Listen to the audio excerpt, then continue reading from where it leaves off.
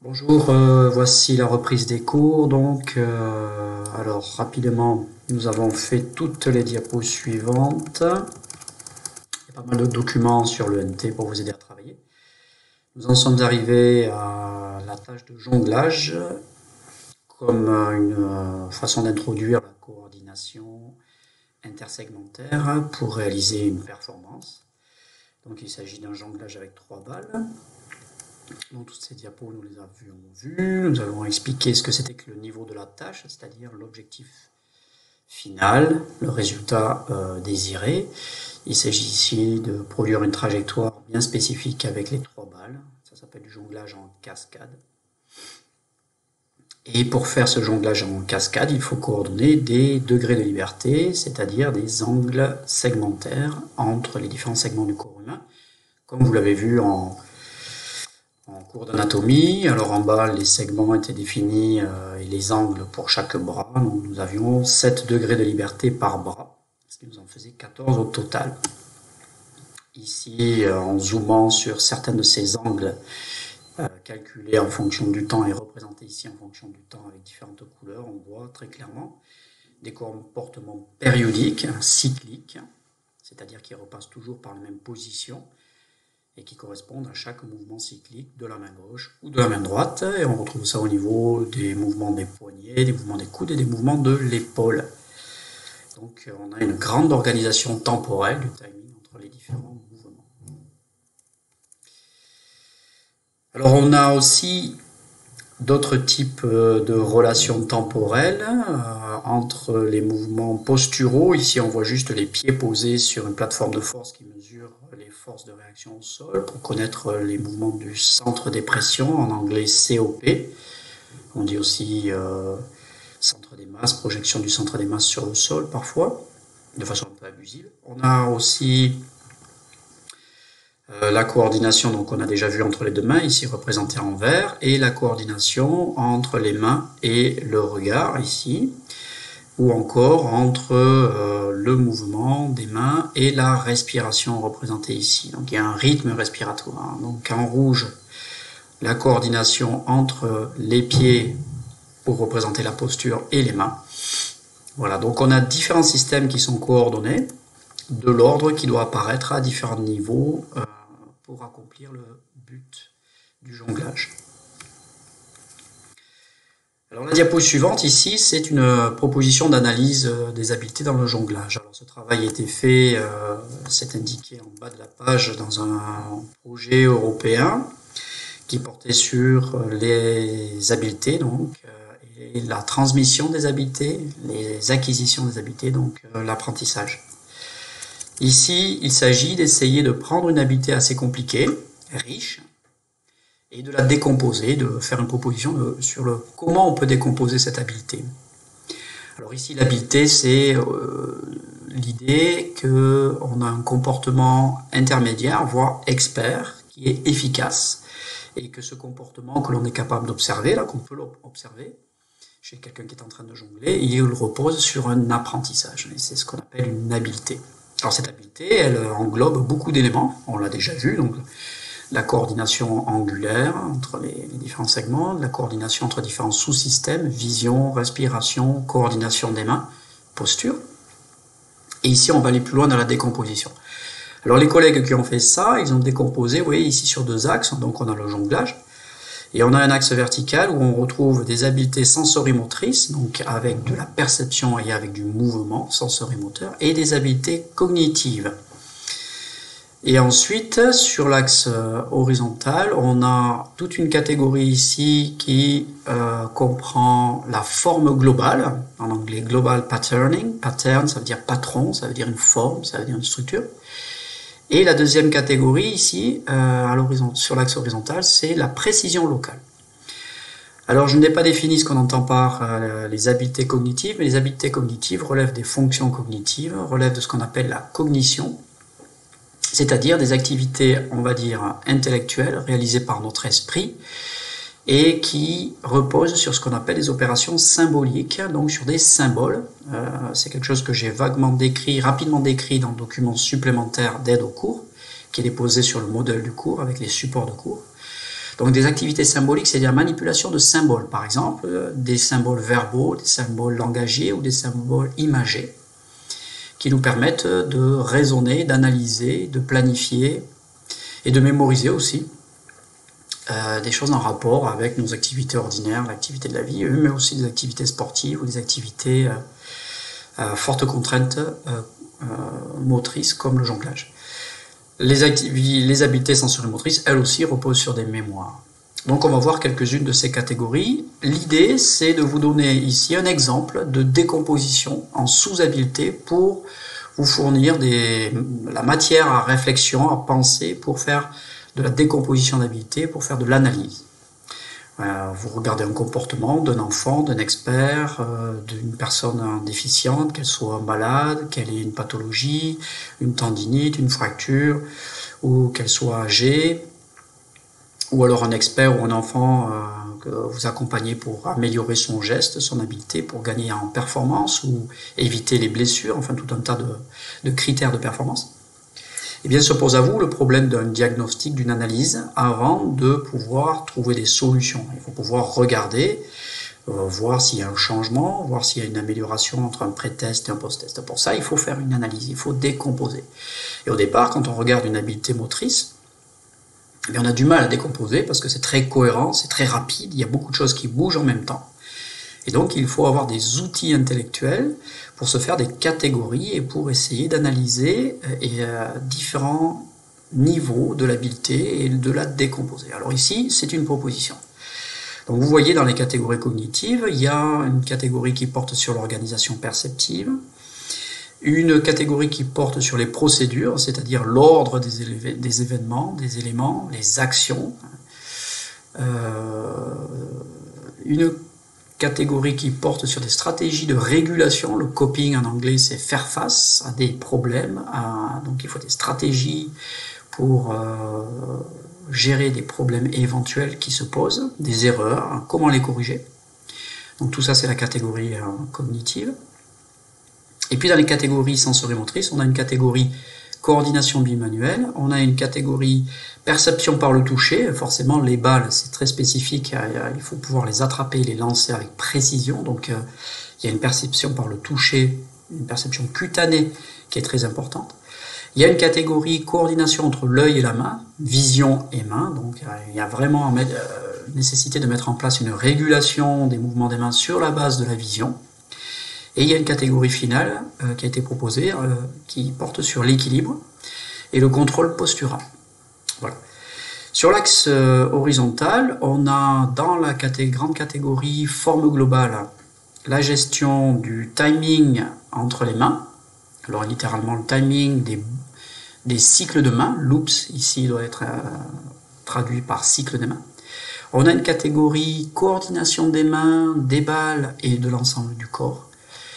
Et on a une catégorie réduction des mouvements du COP, Center of Pressure, qui est traduit par centre des pressions. Ça, c'est pour la forme globale. Pour la précision locale, on a une catégorie attraper des balles, saisie des balles, à la réception de la balle, et on a une catégorie lancer de la balle. Donc là, on est vraiment à un niveau local. Donc c'est intéressant d'avoir ces deux grandes catégories ici. Et puis, toutes ces divisions en sous-habiletés nous donnent, ou en sous-problèmes si vous préférez, à gérer, nous donnent des cases, et certaines sont vides, ça pose aucun problème, et certaines sont pleines. Donc on ne va pas les passer toutes absolument en revue, mais déjà vous avez ici une logique avec deux divisions horizontales, sensorimoteur cognitif, et deux divisions verticales, globales, locales. Bien sûr, les catégories qui sont là sont valables et intéressantes pour le jonglage, mais peuvent ne pas l'être pour d'autres types de problèmes. Le javelot, le salto arrière, jouer dans une équipe sportive, gérer une course de côte en cyclisme, ou tout un tas d'autres problèmes potentiels en sport, ou dans la vie quotidienne, se déplacer dans la cuisine pour une personne âgée, se préparer à manger, faire sa toilette, monter les escaliers, descendre les escaliers, que sais-je encore, sortir la poubelle, enfin bon, des situations de la vie quotidienne. Donc il y a un aspect spécifique au jonglage qui ne peut pas être généralisé de façon pertinente à d'autres problèmes. Et il y a quand même une logique générale que vous pouvez prendre avec vous et ensuite, en réfléchissant, un papier à la main, un crayon, faire des catégories, faire un tableau et essayer de décomposer le problème auquel vous devez vous attaquer pour analyser des habiletés motrices, des comportements moteurs. Donc on va en passer quelques-uns en revue ici. Donc ici dans les habiletés cognitives, on va zoomer un petit peu sur la forme globale. Donc on a donc la perception, les procédures et les stratégies de compensation. Alors au niveau des cycles de main, eh bien, il s'agit de voir comment s'organisent les trajectoires des balles et les trajectoires des mains pour gérer le timing, ces relations temporelles qui sont extrêmement importantes dans les actions du corps, les actions du mouvement. Dans la coordination entre les mains, les balles et le corps, eh bien, au niveau de la perception, il y a tous les sens qui sont impliqués, notamment la vision et la proprioception, pour savoir où sont les balles, où sont les mains dans le champ visuel, puisque l'on voit nos mains, et pour savoir où sont les différents segments corporels, et aussi l'ensemble du corps, par exemple le centre des masses, le buste, le tronc. Dans les habiletés procédurales, eh bien, il s'agit d'avoir décomposé, d'avoir à l'esprit, d'avoir compris quelles étaient les différentes étapes du jonglage. Alors, soit en regardant un modèle, soit en réfléchissant soi-même, mais il s'agit là, d'un point de vue cognitif, d'avoir une idée des différentes étapes. Tiens, je dois commencer par lancer avec cette main, puis attraper avec cette balle, dans tel ordre, dans l'espace et dans le temps. Donc, c'était ici essentiellement des étapes du mouvement, des séquences. Pour ce qui est des stratégies de correction, là il s'agit avec l'apprentissage d'identifier des solutions à des problèmes qui peuvent de façon fréquente se présenter. Alors comment on fait ici pour compenser, récupérer après un mauvais lancer, poor throws? Comment je fais? Mais en même temps, je dois essayer de récupérer un mauvais lancer, donc de compenser avec l'attrapé suivant et le lancer encore suivant, puisqu'il s'agit d'une séquence. Il s'agit de compenser, mais en même temps, je ne dois pas perdre ma posture. Donc je dois compenser tout en maintenant un centre de pression, donc une posture, un équilibre stable, sans tomber. Donc je dois gérer ces deux problèmes. Maintenant, là aussi, je vais être assez rapide. Ce qui concerne les habiletés sensorimotrices, eh bien, qu'est-ce qu'on retrouve? Alors, on va retrouver ici dans cette catégorie avec une entrée coordination bimanuelle, coordination de l'ensemble du corps et des balles, des trajectoires des balles. Eh bien, les deux mains ont un mouvement relatif l'une par rapport à l'autre. Elles ont des mouvements alternés, comme on a vu dans les films précédents. Des mouvements alternés. Je vais essayer de vous faire tac, tac, tac, tac, tac, tac, tac, comme ça. Mais en même temps, ceci constitue une espèce de ce qu'on appelle une horloge spatiale. C'est assez curieux. Bon, c'est un peu spécifique au jonglage, je ne vais pas m'étendre là-dessus. Dans ce qui concerne la perception par le toucher, eh bien, c'est la saisie. À chaque fois qu'on attrape une balle, ça va nous donner un timing. Chaque fois qu'une balle arrive dans une main, ça va nous donner un timing et ça va nous permettre de stabiliser le rythme entre les balles. Alors ce rythme-là, on l'a noté 2-3, c'est parce que on a 3 balles et 2 mains, et donc chaque fois que les balles font un cycle complet de trajectoire d'une main et elles reviennent à cette main, les mains, elles, ont fait une autre périodicité, parce qu'il n'y a pas le même nombre de balles et le même nombre de mains. Je vais aller assez rapidement là-dessus, là aussi. Cette perception par le toucher, donc on sent le contact au moment des saisies, quand la balle arrive dans les catches dans les mains, et tosses quand la balle part, quand on envoie. To toss, c'est un synonyme de to throw en anglais. Eh bien ça permet d'avoir une idée précise de la trajectoire que l'on a donnée à la balle, et ça va permettre de corriger l'erreur future que notre lancer a causé. Quand on lance, mais on s'est rendu compte qu'il y avait une erreur. Déjà, on avait lancé trop fort, avec un angle trop grand, ou trop petit, trop vers le haut, trop vers le bas, trop fort ou trop faible. Donc la perception de notre lancer au niveau tactile, au niveau du toucher, nous donne déjà de l'information. Au niveau des yeux, eh bien les yeux, ils nous donnent une information sur la trajectoire des balles. Ils nous donnent aussi, comme on le voit ici, une information périphérique sur les mouvements des mains, pas seulement des balles. Et nous donne aussi de l'information sur la relation entre les balles, les mains et l'environnement autour de nous. Donc permet aussi de stabiliser des relations entre les mains, les balles et le corps et le monde. Donc aussi, on le retrouve dans la catégorie finale ici, sur l'équilibre et le contrôle de la posture. La vision nous donne aussi, participe à cette contrôle de l'équilibre. Alors une posture, comme on le voit ici, on a donc ici le timing entre les mains, la posture ici, et entre les deux, donc au croisement de ces deux catégories, ces deux entrées, on voit qu'une posture stable va permettre une coordination des cycles de main plus stable. Donc il y a un impact entre une relation, une interaction entre posture et mouvement des mains. Donc ça, on l'a déjà vu. Alors, le même problème d'interaction entre les mains et la posture se retrouve ici.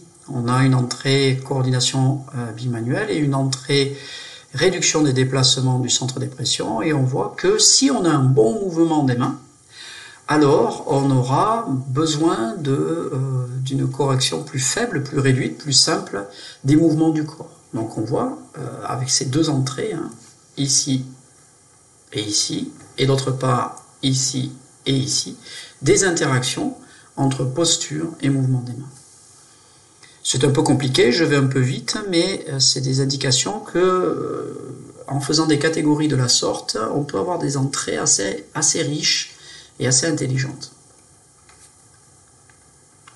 Maintenant, en termes de précision locale, donc toujours dans les habiletés, on commence par les habiletés cognitives, on a donc entrée perceptive, procédurale et stratégie de régulation, et cette fois-ci précision locale, alors au niveau des attrapés et au niveau des lancers.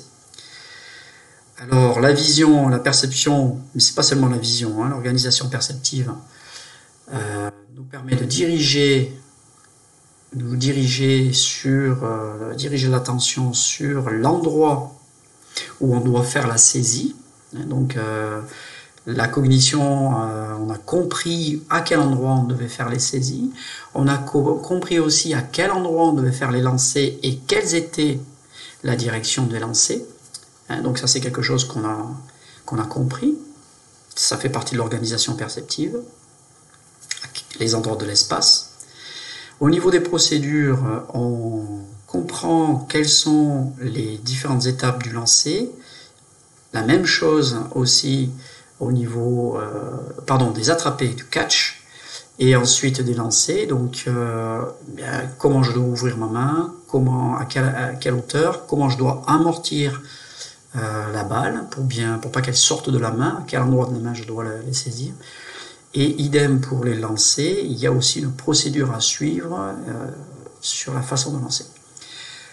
Pour les régulations, il s'agit de savoir comment je vais bouger pour saisir la nouvelle balle. Si j'ai fait le lancer qui a lancé cette balle avec l'autre main a été mauvais, donc pour TOS, ça veut dire un lancer de mauvaise qualité, comment et à quel endroit je dois bouger ma main pour faire l'attraper dans une direction, dans une zone qui était inattendue, puisque c'était une erreur, c'est la régulation d'une erreur.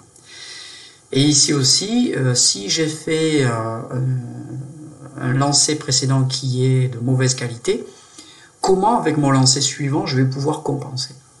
Alors en effet, ici ces deux catégories sont extrêmement importantes. Pour maintenir le timing du jonglage, je dois, avec le lancer suivant ou avec l'attrapé suivant, compenser des erreurs. J'ai fait un mauvais lancer, trop haut, trop fort. J'ai fait une mauvaise saisie, trop lente. Il a fallu que je recale la balle dans la main.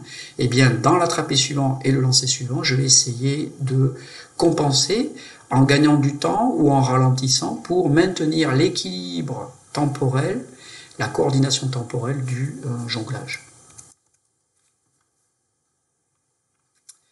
Au niveau maintenant sensorimoteur, au niveau local, qu'est-ce que je retrouve pour les catégories saisie et pour les catégories lancées en coordination bimanuelle, perception du toucher, coordination œil-main et contrôle de l'équilibre et de la posture.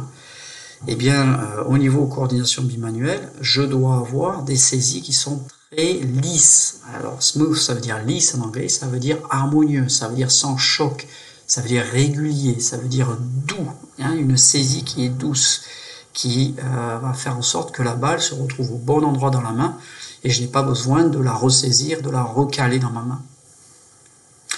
Et donc ça, c'est une coordination dans la main, within the hand, très fine au niveau des doigts et de la paume de la main. C'est une coordination de la main et des 5 doigts de la main. Donc ça, c'est très très fin, ça demande du temps. Au niveau du lancer, là aussi, il va falloir contrôler la force. Donc on a un contrôle très fin au niveau de la force et de la direction du lancer. Donc le vecteur vitesse au moment de lâcher de la balle est capital. Il faut qu'il ait le bon angle et il faut que j'ai la bonne vitesse initiale. Et ensuite, c'est la balistique, les lois de la physique qui vont conditionner les trajectoires de la main. De la balle. Bon, je vous laisse regarder le reste. Je vais pas rentrer plus dans le détail. J'espère que vous avez bien saisi la possibilité qui s'offre à nous de décomposer une habileté globale complexe, compliquée, avec plein de sous-composants, en différents tableaux qui permettent de se focaliser sur les éléments. Alors ça demande du temps, ça demande de la réflexion, de mener cette décomposition, cette analyse, mais ça permet de faire un diagnostic, d'éduquer son attention en tant qu'intervenant, en tant que coach, en tant qu'entraîneur, en tant qu'éducateur, et ceci va permettre ensuite d'intervenir et de trouver des solutions, soit des consignes, soit des aménagements de situation, soit des exercices pour aider la personne dans le contexte qui s'offre à nous.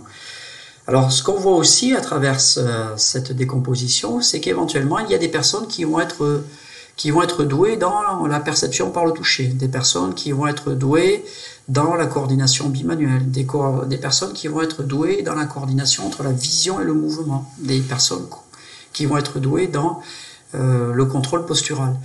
Et quand ces personnes vont démarrer l'apprentissage du jonglage, eh bien, grâce à ces compétences, ces habiletés qu'elles ont dans les sous-habiletés, elles vont apprendre facilement.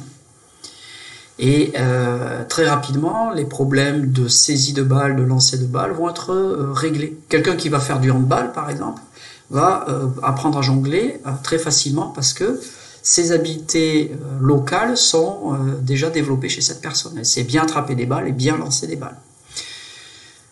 Une personne qui aura des difficultés déjà dans ses sous-habiletés, eh bien, aura un problème important pour apprendre à jongler, pour apprendre à mettre tout ça ensemble.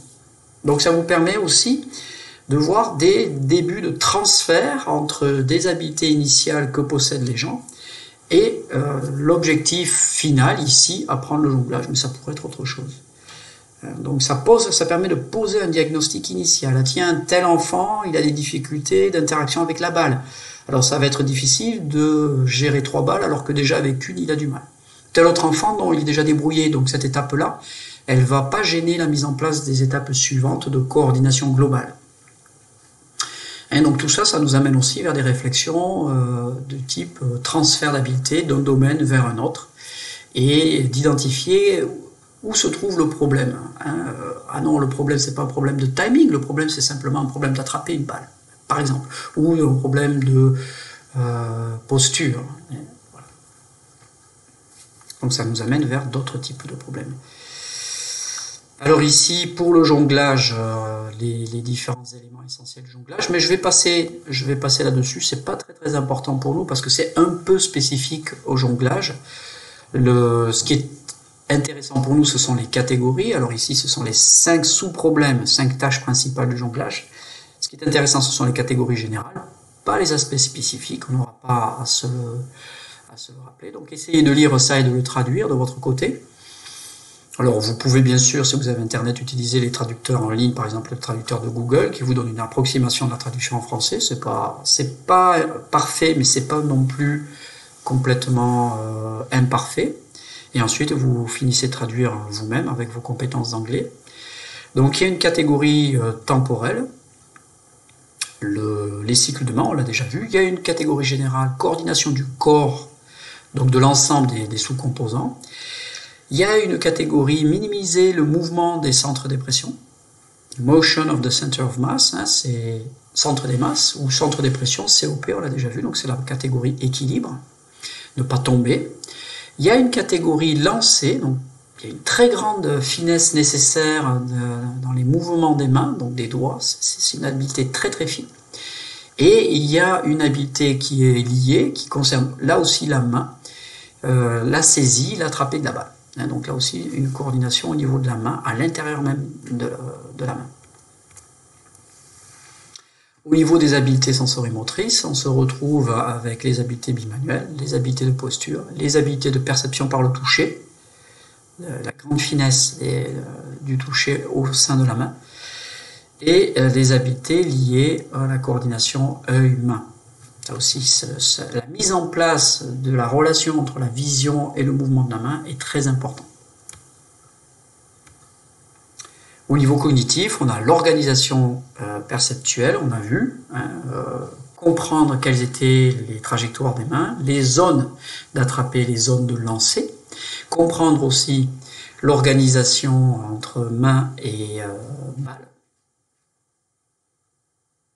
Donc la séquence générale, ça nous amène vers les procédures, les habiletés liées aux procédures. Quelle est la séquence? Qu'est-ce qu'il faut faire? Je lance avec telle main, j'attrape avec telle main, puis je lance avec telle main, puis j'attrape avec telle main, ça c'est la séquence. Et puis la catégorie régulation. Qu'est-ce qui se passe si j'ai une erreur de timing, mistimed, ou des lancers qui sont imprécis, ou des saisies qui sont imprécises. Voilà. Comment je gère ces erreurs? Je vais m'arrêter pour cette partie et j'enregistrerai d'autres films pour la suite.